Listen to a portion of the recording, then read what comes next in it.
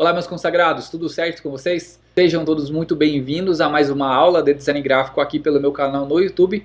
Eu me chamo André Amaral e essa é a nossa aula de número 18, né? Ou como a gente carinhosamente gosta de chamar essas aulas, esse é o nosso aulão de número 18, onde falarei sobre o beabá do design gráfico. Inclusive, caso eventualmente você me veja olhar para baixo com muita frequência, isto acontece devido ao fato de que estou usando um caderno com alguns rascunhos, com algumas coisas que eu preciso passar para você nessa aula. Então, para que eu não me perca, vou consultar esse caderno algumas vezes. Vamos lá, antes de começar com o conteúdo, já vou explicar para você o que você vai aprender nessa aula de hoje, que vai ser um pouquinho mais chata do que o normal, porque não é um dos temas mais empolgantes que existem dentro do campo do design gráfico. Antes que eu explique para você o que você vai aprender nessa aula de hoje, eu preciso te dar alguns recados importantes. O aulão de número 17, que foi dado na semana passada, ele vai sair do ar à meia-noite, ou seja, sexta-feira. Se você ainda não assistiu esse aulão, eu recomendo assistir. O aulão de Illustrator vai sair do ar também, afinal, na semana passada eu liberei ele novamente por mais 7 dias. Então, se você ainda não assistiu o aulão de Illustrator, se você ainda usa CorelDRAW, quer migrar para o Illustrator, essa é a sua oportunidade. Assista ao aulão, ele está disponível, porém, à meia-noite ele vai sair do ar. Aí o que acontece? Dando sequência a esses recados sobre os aulões. Hoje, no momento que eu estou liberando esse aulão de número 18, eu também estou liberando, atendendo a pedidos, o aulão da teoria das cores, que foi dado, se eu não estou enganado, em janeiro de 2020. Esse foi um dos aulões que o pessoal mais me pediu para liberar e ele já está disponível. Se você quiser assistir, tem um card aqui em cima que você pode clicar, assistir. Foi um dos melhores aulões que eu dei aqui também. Aí você pode me perguntar, André, por que você está liberando esses aulões, né? De repente você chegou agora por aqui. Pois bem, quando eu iniciei esse projeto em dezembro de 2019, eu prometi para mim mesmo e para as pessoas que me seguem, olha, daqui até o final do ano de 2020 eu vou dar um aulão gratuito e aprofundado de design gráfico por semana no meu canal no YouTube. Sendo mais específico, toda quinta-feira às 10 horas da manhã. Só que em contrapartida, para não menosprezar as pessoas que fazem parte dos meus cursos online pagos, eu falei, olha, eu vou dar esses aulões, mas eles não vão ficar disponíveis para sempre. E aí, esses dias aconteceu um fato no aulão de número 16, que eu falei para as pessoas que me acompanham por aqui, olha, eu vou liberar pelas próximas 3 semanas, ou seja, começou na semana passada, vou liberar nas próximas 3 semanas um aulão que já passou por semana. Aí na semana passada eu liberei o aulão da Illustrator, atendendo a pedidos.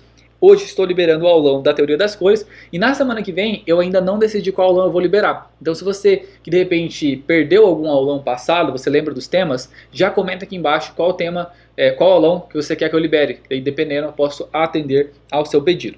Tá bem? Então esse é um dos recados que eu queria passar para vocês. A partir de agora a gente começa a entrar no conteúdo da nossa aula de hoje sobre o beabá do design gráfico. Pois bem, o que você vai aprender na aula de hoje, o que você precisa saber? Esse aulão não vai ser um dos mais empolgantes, esse aulão inclusive vai ser um pouquinho chato, mas o assunto que eu vou cobrir nele é um assunto de muita importância, sobretudo para quem está chegando agora no design gráfico. Tá? Já adianto que essa vai ser uma aula para quem está realmente iniciando mesmo, para quem não sabe nada. Portanto, se você já tem um pouco de experiência, talvez esse aulão não vai ser importante para você. Aí eu recomendo, caso você não queira assistir e tá tudo bem, compartilhe com alguém que está começando agora, com alguém que precisa desse incentivo, compartilhe essa aula com alguém, vou ficar muito feliz se você fizer isso. O que acontece? Nessa aula, a gente vai falar sobre aspectos, a gente vai falar sobre termos, a gente vai falar sobre conceitos que são importantes para quem está começando agora. Terminologia, siglas que às vezes um iniciante que pega o bonde andando não consegue identificar com clareza. Por exemplo, o que é o RGB, o que é o CMYK, como é que o Pantone funciona, qual é a diferença entre vetor e bitmap, como fazer o briefing corretamente com o cliente, o que é briefing, o que é DPI, o que é PPI, quais unidades de medida usar num trabalho. Então vou abrir aqui algumas ferramentas, vou fazer muitas anotações justamente para aqueles que estão começando agora a terem clareza sobre a área do design gráfico. Então não vai ser uma das aulas mais empolgantes, vou fazer muitas anotações, mas o conteúdo vai ser muito importante, certo? Então, para a gente poder começar, vou apagar essa parte de recados importantes. A gente vai começar falando sobre RGB, CMYK e Pantone. Pois bem, o que é o RGB, o que é o CMYK e o que é o Pantone, para a gente poder começar? Basicamente, trata-se de modos de cores, ou RGB, CMYK e Pantone são basicamente modos de cores. Aí vamos supor que você já tem um pouco de experiência e você me pergunta, André, como assim o Pantone é um modo de cor? Eu achei que o Pantone era uma empresa. Vamos lá, um passo de cada vez. O que é o RGB e o que é CMYK? Que são os conceitos mais básicos. Esses são modos de cores específicos para circunstâncias específicas. Por exemplo, vamos supor que você vai fazer um trabalho para um cliente, e é importante que você anote isso, eu não vou obviamente anotar tudo, tá? Eu quero que você pause as aulas e você vai anotando comigo. Basicamente o CMYK, o RGB, ele é um modo de cor que você usa, que você configura na hora de criar um projeto de design gráfico para você fazer algo que não vai ser impresso. Então digamos que você vai fazer um card para Instagram, ou você vai fazer uma arte que vai para os stories, ou você vai fazer um e-book, que é um tipo de livro que não é impresso. Você vai usar um sistema de cores chamado RGB, que contempla uma variedade de cores muito grande. Em contrapartida, o CMYK, ele é um sistema de cores mais voltado para a impressão. Então vamos supor que você vai fazer um cartão de visita, você vai fazer um banner impresso, uma fachada. Você expressamente precisa usar o sistema de cores CMYK justamente para que quando você for imprimir algum arquivo, você consiga meio que ter uma noção bem aproximada de como que aquela impressão vai sair. Vou te dar um exemplo. Deixa eu abrir aqui o meu Photoshop. Não necessariamente você precisa abrir os programas comigo, tá bom? Você fica à vontade para abrir se você quiser. Mas o que eu acho que é mais importante nesse exato momento é você prestar atenção. Existem alguns tons de cores, tá bem? O que é cor? O que é tom de cor? Cores, por exemplo, são de fato as cores. Azul, amarelo, rosa, vermelho. Agora, os tons são as variações que uma cor tem. Então a gente tem um azul mais escuro, um azul mais claro, né? Por exemplo, aqui a gente tem um azul bem saturado, bem claro. A gente tem também o azul que é um pouco mais opaco, mais próximo ao preto, né? Com pouca saturação. Então, existem alguns tons de cores que o CMYK não consegue alcançar, que você vai tentar imprimir e não vai sair aquela cor que você está vendo na sua tela. Certo? Então, vou te dar um exemplo. Geralmente, esse tom aqui de verde, super saturado, bem próximo a essa região do Color Picker, é muito difícil você atingir ele na hora da impressão. Tanto que, geralmente, quando a gente vai projetar uma identidade visual, a gente pensa nisso na hora de escolher a paleta de cores. Por exemplo, vamos supor que é um cliente que vai montar um restaurante. Certamente esse cliente vai precisar fazer impressões de algumas coisas, seja de um cardápio, de um panfleto, de uma fachada. Então, é nossa obrigação, na hora de escolher as cores para essa identidade visual, escolher cores que não irão limitar o dono do restaurante na hora de fazer as impressões. Ou escolher cores que, de repente, na hora de imprimir, elas não fiquem muito diferentes. Então, isso quer dizer que a gente vai evitar usar tons super saturados, a gente vai evitar usar tons que são muito próximos ao preto, por exemplo? Claro que não. Você pode montar uma paleta de cores bem extensa, com 5, 6, 7 tons de cores diferentes. Só que o que você vai precisar fazer é orientar o cliente do seguinte: olha, fulano, se você quiser imprimir, evita usar aquele tom X de verde ou aquele tom X de rosa, porque dificilmente você vai conseguir atingir aquele tom na impressão. Pensando nisso, deste modo, eu também, ao criar a paleta de cores da sua identidade visual, eu já selecionei um tom de cor que você pode usar, que não vai fazer tanta diferença, que as pessoas não vão perceber de maneira muito rápida. Eu selecionei alguns tons que você pode usar e que a gente consegue imprimir e que os materiais irão ficar bons. E aí que muita gente erra, né? Porque tem gente que pensa o seguinte: o CMYK ele é um pouco limitado, a gente não consegue escolher muita coisa perto do preto, a gente também não consegue escolher tons muito saturados, então eu somente vou fazer uma identidade visual cujas cores estão próximas aqui ao centro do Color Picker, para eu não ter esse problema depois. Só que não necessariamente você precisa fazer isso. Você pode selecionar a paleta de cores que você quiser, desde que alguns tons que você venha selecionar, eles fiquem bons durante a impressão. Aí você pode me perguntar: André, como é que a gente faz isso? Pois bem, esse é um assunto para uma aula aprofundada sobre isso. Eu falo de maneira mais específica dentro dos meus cursos. Nessa aula eu quero apenas te dar uma visão geral para você não ficar perdido e para você saber o que esperar, né, da profissão lá na frente. Para você ver que realmente design gráfico não é uma profissão de menininho, de menininha que simplesmente não tem o que fazer e fica brincando o dia inteiro no Photoshop, no CorelDRAW. As coisas não são bem assim. Quando a gente vai fazer realmente um projeto e a gente se dedica a ele, a gente pensa em várias coisas que não são intuitivas. Essa questão das cores, por exemplo, ela não é intuitiva, né? Pelo menos para quem está começando agora. E aí, se você quiser, por exemplo, acessar um conteúdo um pouco mais aprofundado, você vai precisar ir para a faculdade, você vai precisar fazer um curso pago. Então, a minha ideia aqui, como eu falei, é trazer um conteúdo um pouco mais voltado para iniciante e dar uma visão geral, para que você anote essas coisas e, eventualmente, faça pesquisas mais aprofundadas, visite gráficas para você pedir orientações, né? De fato, isso aqui é realmente a ponta do iceberg. Então, para a gente poder finalizar esse ponto, o RGB ele contempla todas essas cores que a gente vê no nosso monitor. Inclusive, a gente consegue até mesmo ver essas cores através dos nossos aparelhos, os aparelhos celulares, os dispositivos móveis. Agora, existe um modo de cor, a gente pode colocar modo de cor entre aspas, que é um modo de cor chamado Pantone. Por que a gente coloca Pantone entre aspas? Porque na verdade a Pantone ela é uma empresa. É uma empresa que faz um estudo muito aprofundado das cores. É uma empresa que ajuda muito não somente quem trabalha com design gráfico, mas quem no dia a dia trabalha com cores. E ela nos ajuda, por exemplo, a ter uma fidelidade de cores muito próxima da realidade. Por exemplo, existem certas cores, né, que a própria Pantone traz pra gente, que se a gente selecionar essas cores, certamente o que a gente vê na nossa tela vai ser a mesma coisa que a gente, por exemplo, vai ver em um balde de tinta, né, se a gente for mandar, por exemplo, fazendo uma souvenir da vida. Através da Pantone a gente consegue ter muita fidelidade de cor. Vou te dar um exemplo. Esse tom que eu escolhi para minha identidade visual, né, esse tom aqui de azul, ele não é alcançável pelo CMYK. Tanto que quando eu imprimo os meus cartões de visita, esse tom ele fica um pouco mais opaco, fica algo um pouco mais próximo do branco, né? Lógico, ele não fica branco, mas ele fica um pouco mais próximo do branco, justamente porque o tom que eu escolhi, ele não fica próximo, ele não é contemplado pelo CMYK.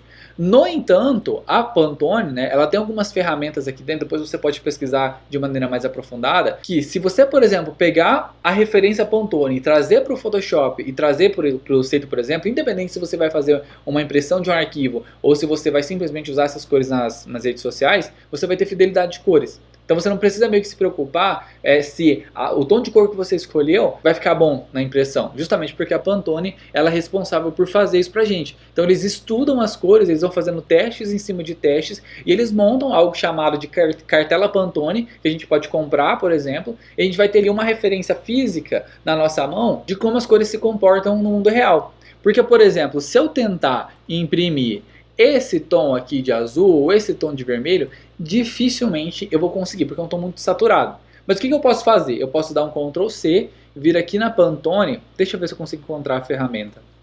Deixa eu pesquisar no Google que eu acho que vai ficar mais fácil. Pantone Color Finder. Deixa eu ver se existe uma ferramenta assim.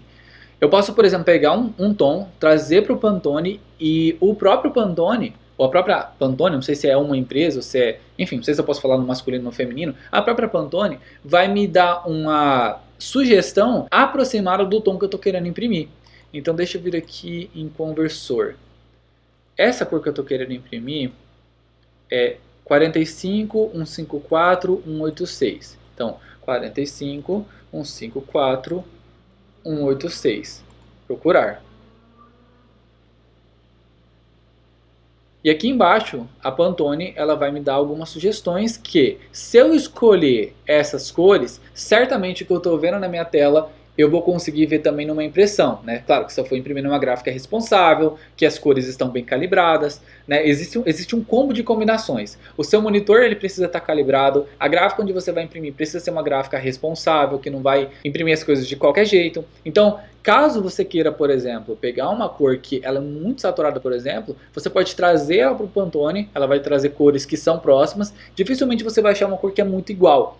Certo? Mas ela vai trazer cores próximas que você pode usar e aí você não vai ter essa preocupação. Então, por isso que a gente fala às vezes, usa Pantone para você ter bastante fidelidade de cores. Mas não necessariamente o Pantone é um modo de cor. O modo de cor é RGB e CMYK. Pantone é a referência que a gente usa para encontrar RGB e CMYK. Tá bem? Então não sei se isso ficou claro para você. Mas eu sei que esses conceitos são um pouco mais avançados para quem está começando agora. No entanto, você pode se aprofundar depois, fazer um estudo mais abrangente, que eu tenho certeza que você vai conseguir entender esse conteúdo de maneira específica. Mas isso é só para demonstrar que, de fato, a nossa área ela não é tão simples e tão intuitiva como todo mundo pensa, né? Não é uma área para menininho, para quem fica mexendo no computador o dia inteiro. Tem alguns estudos que a gente precisa fazer e que são, de fato, aprofundados. Agora, tá começando agora, sentiu dificuldade para entender isso, achou isso muito avançado, tá tudo bem. Você pode ficar na esfera do RGB, do CMYK. Provavelmente, se você está começando, as chances são de que você vai atender clientes pequenos, então você não precisa ser tão rigoroso quanto a escolha de cores. Você não precisa ficar o tempo inteiro fazendo conversões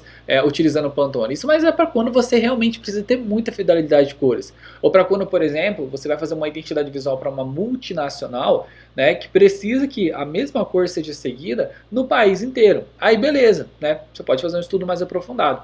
Mas a questão é que quem está iniciando agora, talvez vai dificilmente sentir isso na pele, né? Eu demorei muitos anos até me preocupar com essa questão do Pantone, né? Somente com muita necessidade, depois dos meus clientes pedirem, que eu fui atrás disso. E às vezes os clientes nem sabiam, né? Eu que decidi ir atrás para fazer um trabalho melhor. Então, talvez não é o que um iniciante vai precisar se preocupar agora, mas é bom já ter isso em mente para você pensar lá na frente, tá bom? Então, a gente vai dar sequência agora ao conteúdo. Existe um outro assunto que também é muito importante e que muitos iniciantes têm dificuldade, que é em relação aos vetores e bitmaps. Qual que é a diferença entre ambos? Bem, eu não tenho uma definição bonita para trazer para você com termos técnicos. No entanto, eu vou mostrar para você na prática exatamente a diferença entre ambos. E para isso eu vou utilizar o Adobe Illustrator, que é o programa da Adobe que a gente usa para edição vetorial. Tá bem? Então o que isso quer dizer na prática? O que é um vetor, o que é um bitmap e por que a gente precisa se preocupar em relação a isso? Né? Por que a gente precisa ter esse tipo de preocupação? Um bitmap nada mais é do que um ponto, né, de cor.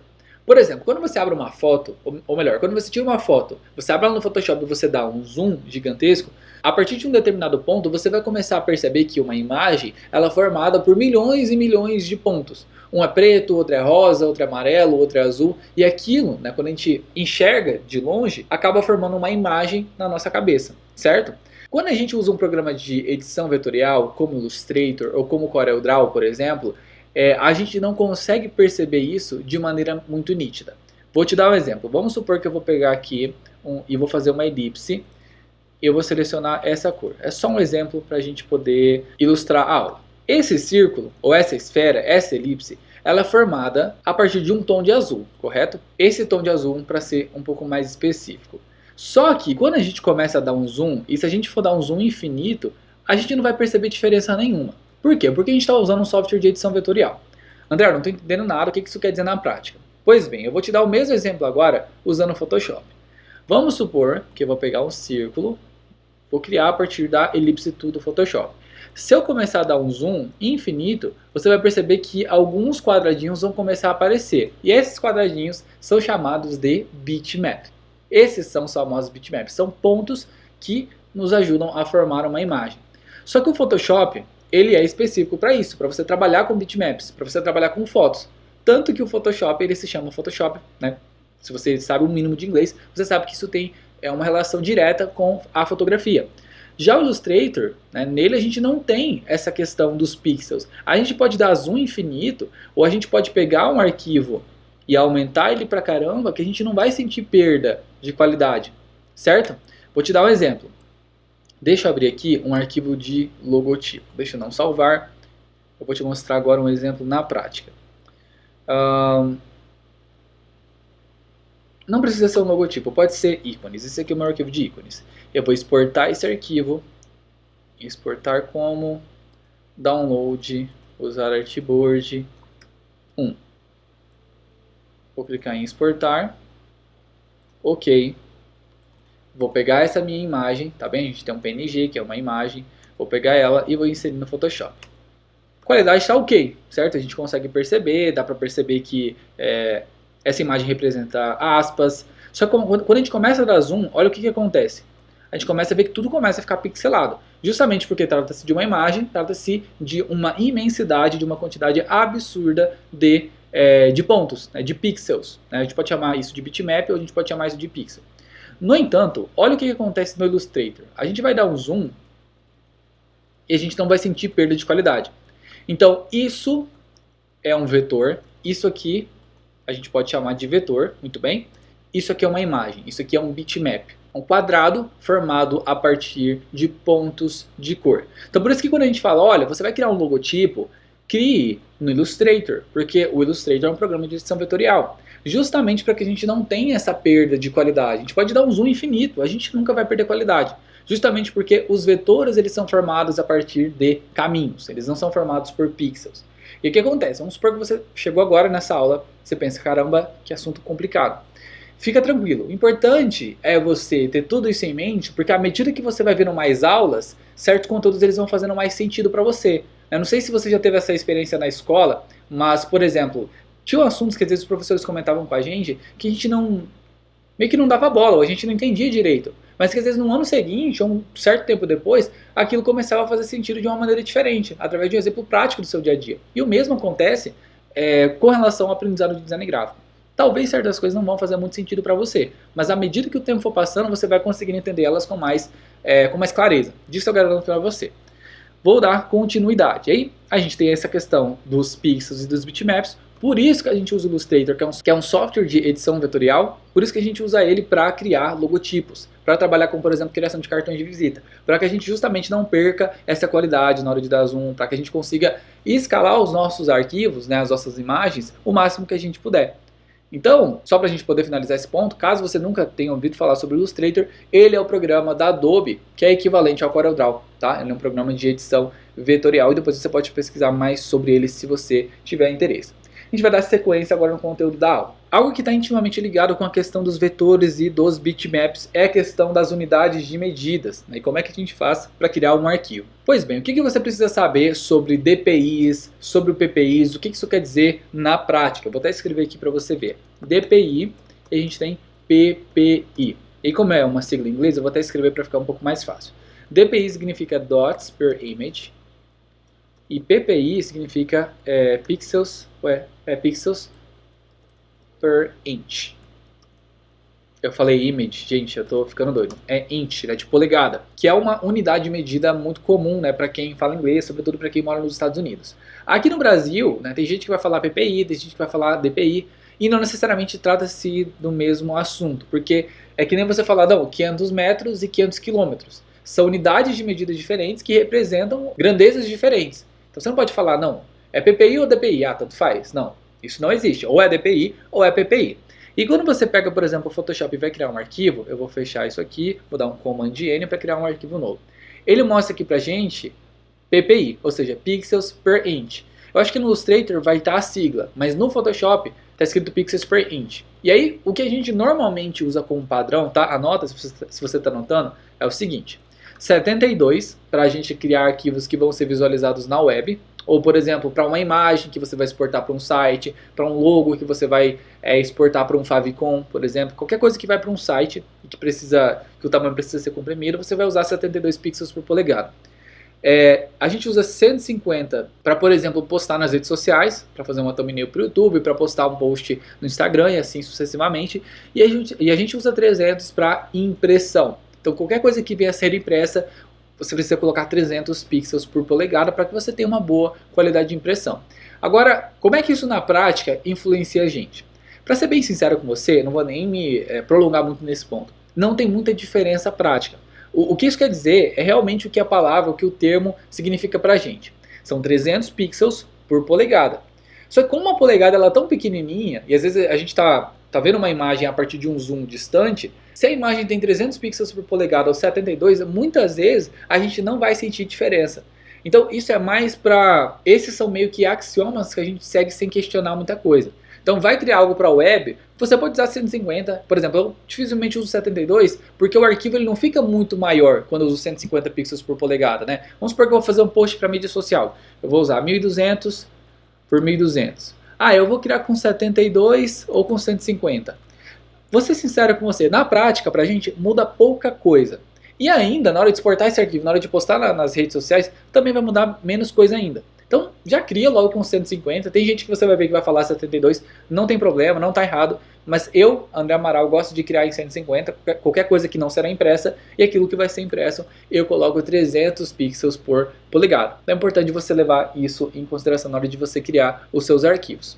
Aí vamos supor que você criou um arquivo e você pensou, né, o arquivo está pronto, e você falou assim, caramba, eu errei, né? Na verdade era para ter criado um arquivo com 150 pixels. Eu vou demonstrar para você o que você pode fazer para corrigir isso sem precisar criar um novo arquivo. Vamos supor que você criou o seu post e você pensou, caramba, eu selecionei os DPIs de maneira errada. Você pode vir em Image, Image Size, e aqui você consegue fazer essa troca automaticamente sem precisar depois escalar os objetos da sua artboard. Então vou dar um OK, coloquei 300 e voilá, o meu post ele continua com as mesmas propriedades e agora ele tem 300 pixels por polegada. Então, veja só como é que não faz tanta diferença assim. Né? É mais para quando você vai dar um zoom, ou por exemplo, para quando você vai fazer uma impressão, aí de fato você precisa usar 300 pixels por polegada. Agora, qualquer coisa que você venha fazer que vai somente ser visualizado através da internet ou de um dispositivo, você pode usar 150 sem problema. Você não precisa ser tão rigoroso e usar 72 pixels por polegada. Pode usar 150, não vai ficar pesando no seu computador, pode ficar tranquilo quanto a isso. Aí a gente vai dar a sequência. Em relação aos programas, tem muita gente que pergunta para mim quais programas usar na hora de criar os principais trabalhos que a gente faz. Então, quais programas usar? Pois bem, basicamente eu uso o Adobe.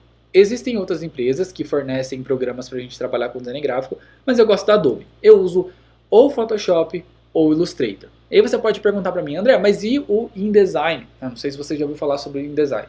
O InDesign ele é um software mais voltado para quem vai trabalhar com design editorial. Ou seja, design de álbuns de fotos, design de revistas, design de cartilhas, de livros, de e-books. Eu particularmente faço muito e-book, mas como os meus e-books eles são mais curtos, de 10, 20, 30 páginas, eu gosto de fazer no Illustrator. Não é algo que faz tanta diferença assim para mim. Agora, a partir de 30, 40 páginas, o Illustrator acaba sendo assim bastante útil, acaba agilizando muito o seu trabalho. Aí qual que é o critério que eu uso para poder escolher um programa na hora de fazer um trabalho? Pois bem, se eu não preciso de muitos efeitos, certo? Por exemplo, o Photoshop ele dá pra gente muita opção de efeito. Vou te dar um exemplo a partir dessa imagem, até que eu comentei ela na aula passada, não sei se você chegou a assistir. No Photoshop a gente tem efeito pra caramba que a gente pode inserir e que eles deixam os nossos trabalhos com uma cara diferente. Tá vendo? Olha só, se você tira um a um, você percebe que a imagem ela fica completamente diferente. Isso aqui no Illustrator não tem, ou tem de forma muito mais limitada. Então, o meu critério é o seguinte, eu preciso de efeitos, eu vou usar o Photoshop, independente do trabalho que eu vou fazer, né, com exceção da criação de logotipos, que daí eu uso o Illustrator. Agora, quando eu vou fazer algo que eu sei que vai ser impresso, né, a não ser que seja um flyer, né, porque os flyers a gente acaba inserindo muitos efeitos que estão presentes no Photoshop. Tirando os flyers, eu gosto de usar o Illustrator, para fazer um cartão de visita, um papel timbrado, para fazer, sei lá, qualquer coisa que vai ser impressa. Aí você pode pensar em algumas coisas e fazer suas anotações. Então, vou te dar aqui alguns exemplos práticos. Flyer. Eu gosto de usar no Photoshop justamente porque o Photoshop tem muitos efeitos. Vamos falar sobre cartão de visita, papel timbrado, certificado, convite para casamento, folder, que são materiais que serão impressos. Se eu não preciso de efeitos, eu uso o Illustrator, porque para impressão eu acho ele melhor, mas é uma preferência pessoal minha. Isso não quer dizer que se você usar o Photoshop, que o seu trabalho vai ficar ruim. Agora vamos supor que eu vou fazer um post para mídia social, eu vou fazer um banner que vai rodar no Google Ads, no Instagram Ads. Eu já uso o Photoshop, eu me sinto muito melhor usando o Photoshop. Só que assim, com exceção do flyer, né, só para deixar claro para você, talvez o pessoal pode se confundir. Com exceção do flyer, que eu sempre crio no Photoshop, com exceção dos logotipos que eu sempre crio no Illustrator, eu levo isso em consideração. Será que vai ter muito efeito ou vai ter pouco efeito? Porque se tem muito efeito, eu uso o Photoshop. Se tem pouco efeito, eu uso o Illustrator. É o critério que eu uso e você pode usar critérios diferentes se você quiser. Então, sobre os programas, eu gostaria de comentar isso com você. E para a gente poder finalizar, eu quero falar com você agora sobre uma forma de você obter referências e se inspirar na profissão. Uma forma de você conhecer trabalhos de pessoas que já têm experiência, que são boas, que vão ajudar você a se tornar um profissional cada vez mais criativo, um profissional com cada vez mais repertório de criação. Porque isso é algo que eu acho muito importante. Você diariamente acompanhar trabalhos de outras pessoas. E se você está chegando agora de fato na área, esse site ele vai ser extremamente útil para você, que é o famoso site do Behance. O Behance é praticamente uma rede social para criativos. Se você está começando agora e ainda não tem uma conta, cria essa conta gratuita. E a minha recomendação para você é que você venha no meu perfil, venha aqui nos meus seguidos e siga todas essas pessoas que eu sigo, porque essas são as minhas referências. São pessoas que eu considero melhores que eu e que são muito boas no que faz, né? Que compartilham um trabalho de um altíssimo nível. E você passar o dia nessa timeline deles, ao invés de passar o dia no Instagram vendo bobagem, passar o dia no Facebook vendo bobagem, passa o dia vendo bons projetos. Veja o que as pessoas estão fazendo, porque a partir disso você começa a ficar um pouco mais criativo. Você começa a perceber o que as pessoas estão fazendo em volta do mundo. Então o Behance é uma rede social que você precisa estar, sobretudo se você tem interesse em se tornar um designer gráfico no futuro, sobretudo se você não se sente uma pessoa muito criativa, porque vendo trabalhos de outras pessoas, trabalhos alheios, certamente você tem altas chances de alimentar a sua criatividade, né? E você faz isso a partir de bons projetos. Então, o ponto de partida para você é seguir as pessoas que eu sigo, tá bem? O segundo ponto de partida para você é vir nos meus mood boards e conferir aqui todos os trabalhos que são referências para mim. Tem 40 itens que eu salvei ao longo dos últimos, sei lá, dos últimos 6 anos e que são projetos excelentes, que eu sempre que eu preciso buscar por referências, eu venho aqui e navego entre esses sites. E aí, para poder complementar esse assunto, tem um vídeo que eu coloquei aqui no meu YouTube no ano passado. Eu vou deixar um card para você clicar aqui em cima e assistir esse vídeo, onde eu falo sobre alguns sites adicionais fora o Behance que você pode usar no seu dia a dia e que vão facilitar muita coisa para você. Tá bom? Então, basicamente, deixa eu anotar aqui esse último ponto. Basicamente, esse aqui era o conteúdo que eu queria compartilhar com você. O básico do básico que você precisa saber sobre a área. E, claro, né, caso você queira se aprofundar, caso você tenha achado alguns conteúdos um pouco avançados, fique tranquilo, com o tempo, né, à medida que você vai estudando, certas coisas ficarão mais claras para você e eu te garanto disso. Tá? Então, se você chegou até o final dessa aula, eu de coração espero que você tenha gostado. Já gostaria de pedir para você clicar no botão gostei, se inscrever no canal se você é novo por aqui e indicar esse vídeo para alguém que está começando agora na área. Se de repente você já tem um pouco de experiência, compartilhe com aquele seu amigo que gosta da profissão, mas ainda não começou. Acredito que essa aula vai ajudar essa pessoa também. Então, esse era o conteúdo que eu queria passar para você. Quinta-feira da próxima semana, a gente tem o nosso aulão de número 19. Um abraço para você, fique ligado nas notificações deste canal no YouTube e até a próxima. Valeu!